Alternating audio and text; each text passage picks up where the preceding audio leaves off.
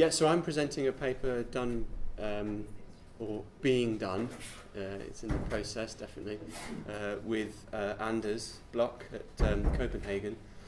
And we've been working together for a number of years actually in a project and looking at methodological cosmopolitanism. And what we are interested in doing is connecting that with mobilities in the theme of intersections. So just a quick overview. If you said that mobility is about how to study a world on the move, what we noticed was that you could say the same thing about methodological cosmopolitanism, it's just with a different emphasis. So we're interested in the intersections. They're obviously striking and many between the mobilities paradigm and methodological cosmopolitanism, which I will explain, of course, in a second. And then just very briefly then, talking about some of the similarities. Both of them are committed to transformation, full stop, but then of the sciences and obviously the social sciences. So I think those brackets are important. I want then to lead that into an argument about this important term of phronesis. Then talk about some of the differences also, which I think are further illuminating, and then some of the productive tensions.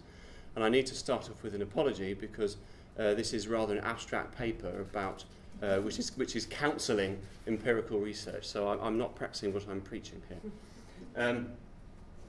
I also want to I have to start off with, I hope not being mawkish, an acknowledgement to Ulrich Beck.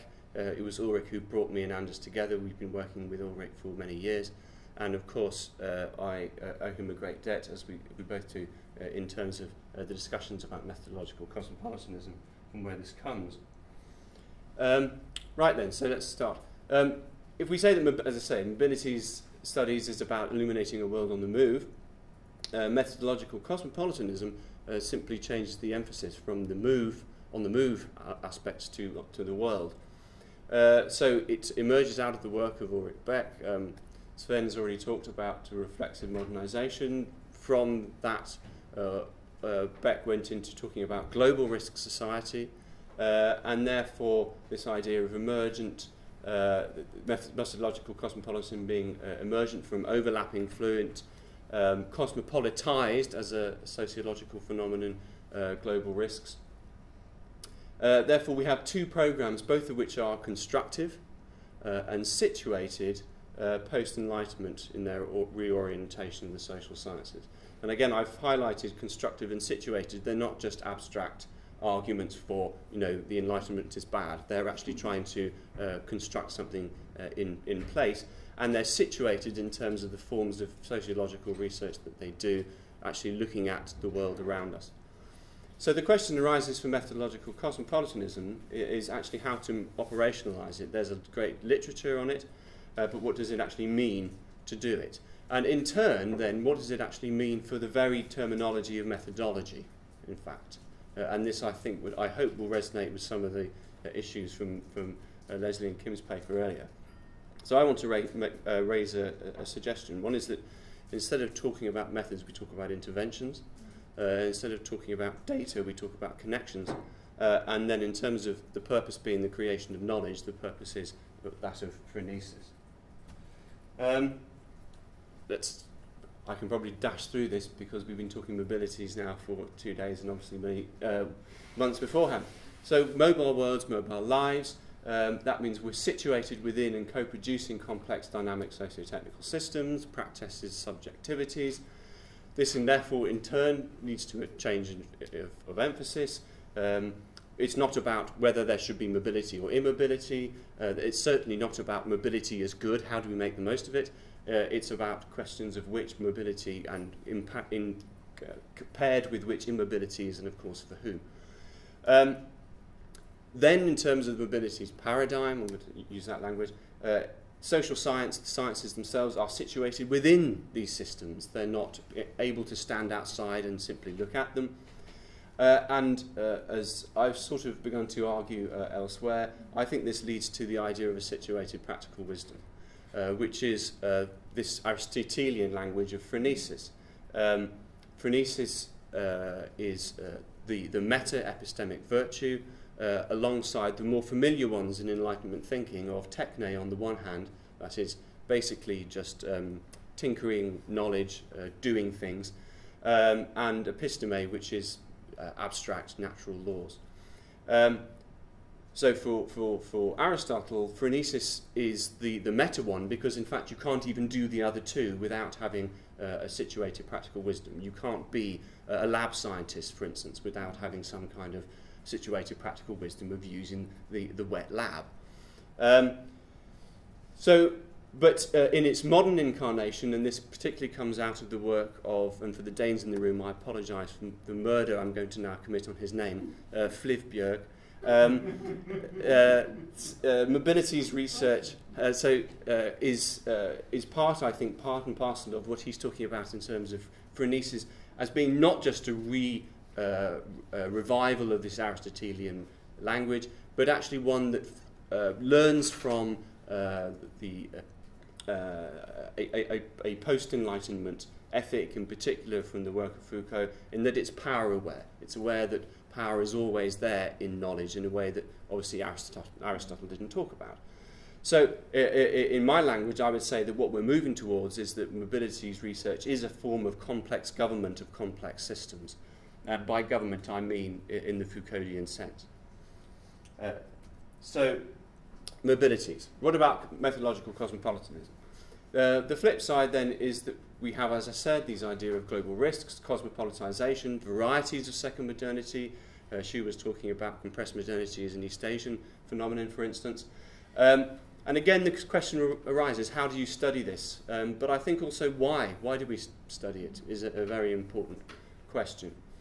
If we say, and I think that this has resonated through many, if not all of the talks today, that we have this emerging global moment, and of course, particularly in bronze, we need these, from a methodological cosmopolitan argument, which we have made this argument, what we need is political communities of global risk, new political communities, in order for there to be anything approximating adequate, equitable democratic government of a cosmopolitized reality. And more importantly still, these are not simply going to emerge in some sort of teleological process, but they have to be sociologically constructed and sociologically concrete. So on the one hand, we have to start by looking at what is there. These are cosmopolitized communities. Secondly, we're trying to create some kind of cosmopolitan risk community. It's world-oriented, which is something that has to be constructed. It is convivial. It is aiming to create forms of living well together as well, which is an achievement. And of course, all of this being done in ways that are, in a sense, constructing substantially a cosmopolitanism, if you are with me, that can reflect the diversity of onto and cosmopolitics.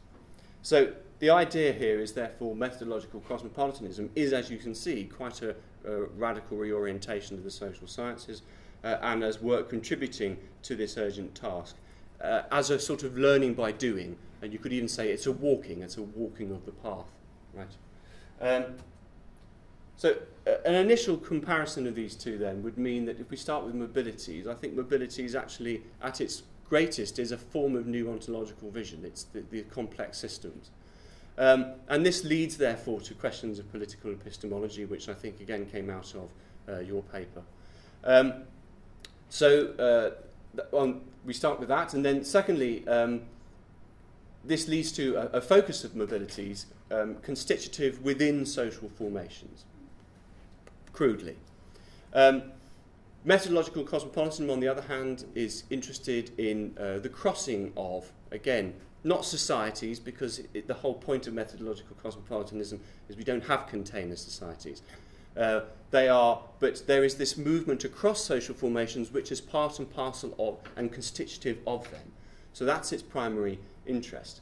This, in turn, I think, to go back to number one, leads to an interesting contrast, which is for methodological cosmopolitanism, we don't start with an ontological vision, but rather with an epistemic challenge of multiple non-Eurocentric, non-white, non-male, etc. Views of the world, though one, of course, has dominated the narrative of modernity. This and then, in turn, leads to questions of an ontological or a cosmopolitics as the priority. And then finally, I think in both cases we see what, in a sense, are foundational issues from which they are distanced. They actively distance themselves. So the new mobilities paradigm wants to make it clear that it is not celebrating mobility. It does not descriptively or normatively privilege mobility. As opposed to immobility, it is always an empirical question. The same thing can be said for methodological cosmopolitanism. It does not presume a teleological fusion of hybridized humanity, right? It doesn't imagine that a Hegelian emergence of a Western cosmopolitanism. Cosmopolitization is always concrete, it's specific, it's substantive, and it's power-relational, and therefore, again, it needs empirical attention. So where does this all lead in terms of operationalizing methodological cosmopolitanism? I think I'll just say MC. It's a transformative program, especially, though, in terms of its unitive analysis. It is not interested in container societies, it's interested in the crossing across different groups. What then does this in turn mean for transforming the way we think about the social sciences, the way we think about science? Doing this form of research, the standard model would first of all we come up with an empirical question which is of interest in some way. Then we would choose the appropriate methods, we would gather the data using those methods, and then they would give us some kind of objective conclusions. That is no matter how interpretive or constructivist we might consider ourselves, that is still sort of there in the back of our heads about what we have to write in a grant proposal, for instance. So you could say that in some ways that all methodological cosmopolitan needs is cosmopolitan methods or cosmopolitan data, right? And those are gaps. I'm a co-author of a much bigger paper that's coming out in Nature Climate Change, saying that we do not have a great deal of the cosmopolitan data we need to understand climate change. For instance, rivers go across borders, but we don't follow the river the full length of that of its route. So we don't know what the effect on that river as a whole will be. Similarly, national data, well, if you're looking at the US or Brazil or China, what does national data mean? I mean, it's irrelevance, basically. It doesn't tell you anything. So we do need cosmopolitan data and we do need cosmopolitan methods. But I think that what methodological cosmopolitanism argues for is a much bigger transformation. If we shift to interventions, for instance, and of course methods are precisely interventions. In Hacking's famous book, intervening is one of the key terms. Methods are effectively, I think, in mobility too, and of course this is precisely where we come back to mobilities. It illuminates this. It becomes a form of professional, skilled, schooled guidance in forms of mutual knowledge production. That is, of course, we are learning too in the process of that research, but hopefully those we are working with are also learning. And in particular about cosmopolitized processes for methodological cosmopolitanism and the political communities they are in fact enabling and those that they could be instead.